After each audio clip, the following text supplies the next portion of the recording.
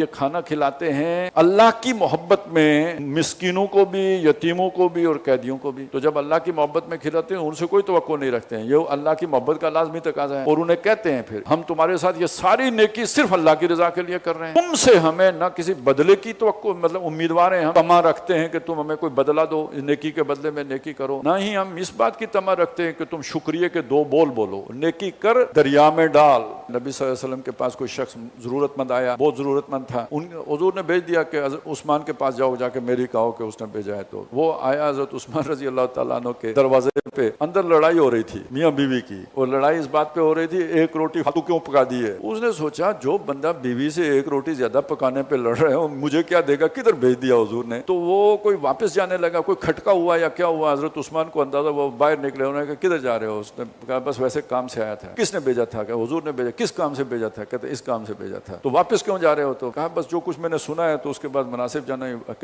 ٹھہرو ادھر۔ اسے لا کے 2 تھیلیاں دی اشرفیوں کی، وہ ہکا بکا، اس نے کہا بھئی وہ کیا کر رہے تھے آپ، یہ کیا حساب ہے، میری سمجھ میں تو کوئی نہیں بات آ رہی۔ تو حضرت عثمان نے فرمایا وہ جو تھا نا اس کا مجھے حساب دینا ہے، اور یہ میں اس کے پاس جمع کرا رہا ہوں، اس کا تو مجھ سے حساب نہیں لیا جانا، تو یہ تو میں اسی طرح دیتا ہوں، وہ میں اس طرح کرتا ہوں۔